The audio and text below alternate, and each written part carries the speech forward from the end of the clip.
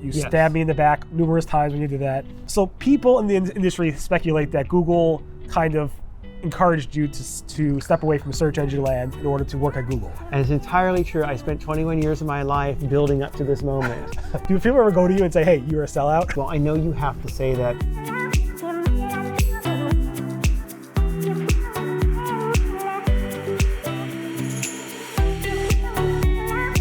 Well, we're at the product, well, I'm calling it the Google Webmaster Product Summit. Webmaster Conference Product Summit. It rolls off the tongue. Right. It's just like the hashtag GWCPS. Nothing wrong with that hashtag. Awesome. Well, thank you for doing this video. I think this is probably your first on-air video recording. So this is an exclusive video. So make sure to hit that subscribe button, like, whatever the YouTubers say here.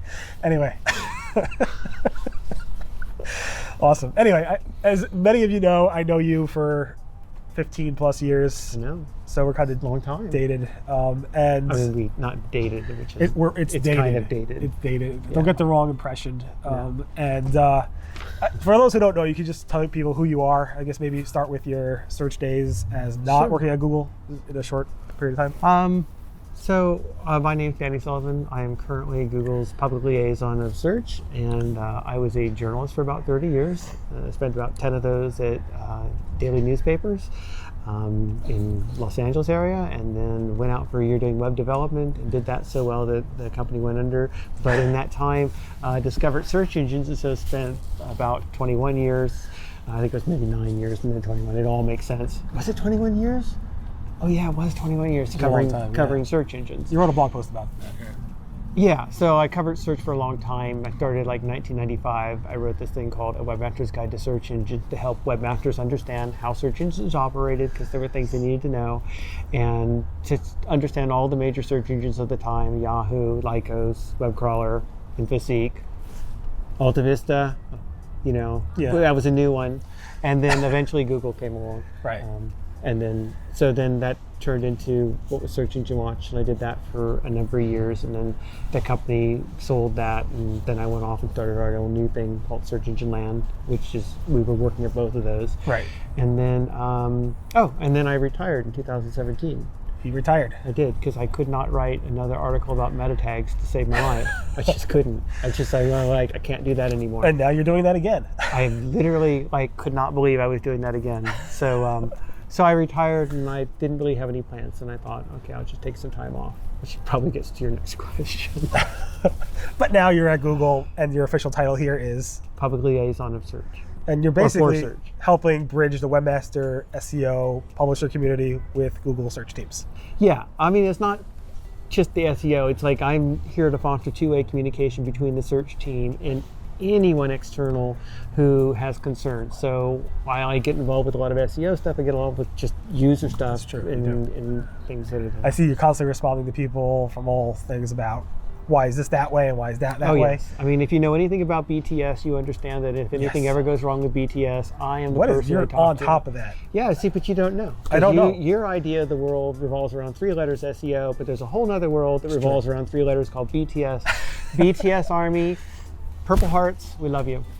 Awesome. You have no idea what I just said, but the BTS Army. I actually had to research it because I wanted to see what you were. Whenever you tweet something, of course, it's like flashing alerts in my office. Yeah, and you're like, I don't understand this BTS stuff. It's nothing I need to worry about. So you've had a long history in the search space, well before Google was even around. So which is pretty amazing to think about.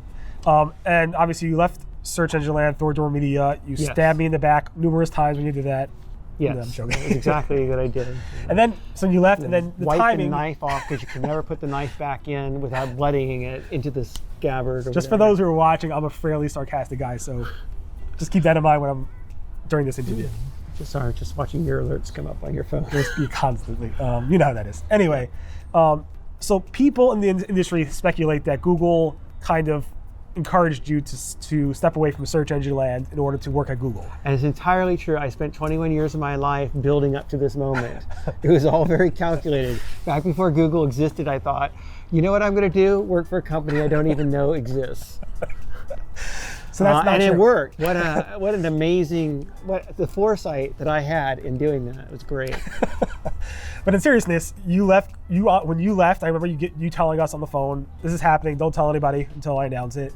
And you were really just sick and tired of writing about meta tags.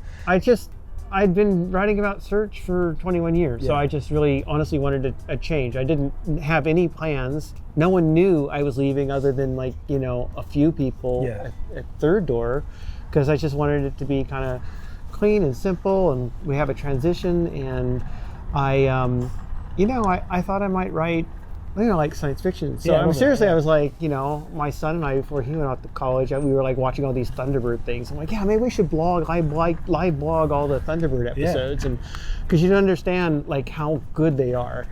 So we thought maybe I should bring that to the world. And but I didn't have any plans. I just was enjoying not having to do anything for a while, organizing the Lego in my house, getting rid of the magazines that I realized were never going to be worth anything. I mean, I had a lot of magazines, and just cleaning stuff and doing nothing, which was nice. So you posted the announcement on Search Engine Land. Google got wind of this, and who contacted They got wind of it. Posted it, and they went, "Oh, what was?" Yeah, no. How long did it take approximately for Google to reach out to you? I think about 2 months afterwards. 2 months. Yeah. Can I ask you who reached out to you, or you want to say? I heard from Ben Gomes, who's Ben our Gomes, interesting. senior vice president. I thought it was Paul Hart Search. for some reason. I was wrong. Okay. I don't know why I thought that. I don't know if I should say Ben, but I did. So there you are. I could edit it out if you. No, it's totally fine. Not happening. I'm joking. And how long do you have to think about It was that? pretty straightforward. I mean, he said to me, He runs all things search now, right? yeah, and he said, look, how retired are you? Yeah. Because we've had this busy year. There was a lot of things that were going on with search, and we realized that it might be helpful if we had somebody who could kind of speak search, but speak to other people as well, but also speak and help us communicate in a way that's not like the way we would typically do through the communications kind of channel. And how long after he asked you did you say yes? Oh, probably about a month and a half. So you said, I need my time, give me some time to think Yeah, about it. I had to go to Comic-Con, and then I had to go on a trip. We had a big family trip planned, and then I had to go see the eclipse. Right. That was exciting. That was exciting times. So I said, I got to do these things, and then... But did you tell him yes, but give me time, or you said, I have to think about it? No, I said I got to think about it. Okay. Because I was really enjoying organizing my Lego. So was it a hard decision? You don't understand how hard it is to organize Lego. I get that, but... And I was rebuilding all the ones that broke, because the kids broke all the models when they were kids. And I tried to organize it all by bag and this, and then they said, we don't want it organized. That was like right out of the Lego You are movie. scaring me, because I have tons of girl Lego in my house, and I There's can see no such myself... thing as girl Lego. There. Oh my God. Well, my girls, my big Okay. girls, I have a lot of Lego for my children. I shouldn't say girl, who but are also girls. I have both my girls play with Legos. I have boys that are younger. We'll make them woke. I'm learning this We'll stuff. make them woke. It'll take them a little time, but we'll get them there. Anyway, so was it a hard decision to say, hey, I'm going to go ahead and do this? Or It was hard. it just made sense? No, it was hard only that I was really enjoying doing nothing. I've worked for as long as once I was 16, I was working. I worked all through college. It was always been working. So to not have to do anything for a while, Right. I really liked that. That was nice. But I really love search. It's really been my passion. And it wasn't that I stopped writing about search because I didn't care about the topic anymore. I just couldn't keep doing what I was doing. Plus, it's a lot, you probably understand, it's a lot of stress in actually running a company and, being responsible for people, and there's it's like having a whole second family. It is, yes. So, and so it was good. My own family, my kids were getting older, and now I was sort of okay, I've been doing this, I'm ready for a transition. So when they asked me about doing this, I thought, well, search is really important. It's really important to everybody's lives. Yeah. And there's a lot of misunderstandings, a lot of misconceptions about how it operates. There's also things that previously I had always been trying to say, wouldn't it be good if we did this? Wouldn't it be good if Google did that? And now, to be part of that process and maybe help shape some of the change, that was exciting. So in the end, I was like, why wouldn't I want to do something like this? It's amazing. I remember I was shocked when it was on a Jewish holiday, when most things big Google announces that you announce that you're going to work at Google. And you obviously didn't tell me beforehand. But why were you shocked? Because you knew the master plan from back in 1995 I did, had always been to work at it's Google. It's true. You're right. In hindsight, you're right. All right, I guess I was just, I did. I think you did. I think you were offline. I do tend to think is it a Jewish holiday and is Harry going to miss all of it? But No, it was interesting, and it made sense in hindsight. I never expected it, to be honest. Well, I Thanks didn't expect No, that. I didn't think you did. So I mean, I didn't. No. So it was like, no, there you go. So he didn't expect it. Everybody who thought he expected it, he did not expect yeah, it. except the people who never believe that, but that's fine. Oh, I believe it. So, it's funny because like I do this video a lot. I don't know if you've ever watched any of these, but I joke around with like Greg Sterling, how you sold out and stuff like that. Do people ever go to you and say, "Hey, you're a sellout"? Oh, Because this whole rift between the SEO community and Google. usually not. No, not to your Not face. to my face. But on Twitter? But I don't normally see it. I mean, occasionally I see some things from people like that.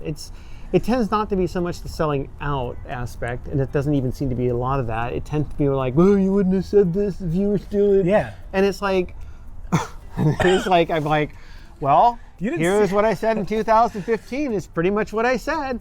Oh, I don't know. You've changed, man. You've changed. Like, okay, I don't know. It's funny because when you were writing years and years ago, people were like, why are you so pro Google? And then some people were like, why are you so anti Google? And now you work at it, it's like you can't win.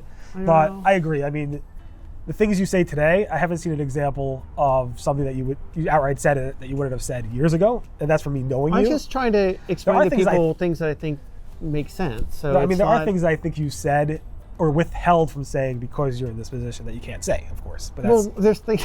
I mean, so what's the, yeah, what's I'm sorry, the, I can't tell you the what's the BERT score? secret sauce on how like BERT works to score individual pages on a domain authority basis. But Google does use DA. No. And so no, I think I did get one question I thought was more to the point, which was like, not so much just selling out or like you can't say that. It was more like, well, I know you have to say that because you have to say the nice things. And it's like, that to me is a misunderstanding of my role. My role isn't to say nice things about Google. I don't work for the communications department. I love our communications department, but but the role there can typically be like, we're trying to help you, think nicer things or whatever. Like, my role is to understand what your issues are. If you have issues with Google, you don't have to like water it down. You don't have, it's nice if you can explain it to me without maybe yelling at me personally. Right. And it's certainly great when you can give me specific examples. But I mean, I love that stuff. And I love to go back, and I work for the search team. I don't work for the communications department, and I work for the search team, and I go back to the search team like, this is something that's come up. This is why people are really concerned. Have we thought about X, Y, Z, et cetera, et cetera? And it's to kind of get that two-way thing going. What do you miss most about, I guess, the old days before you worked at Google? Is there anything you missed? I mean, the stress of not having to run a company, I get that. That's something you probably do not miss, but what do you miss most?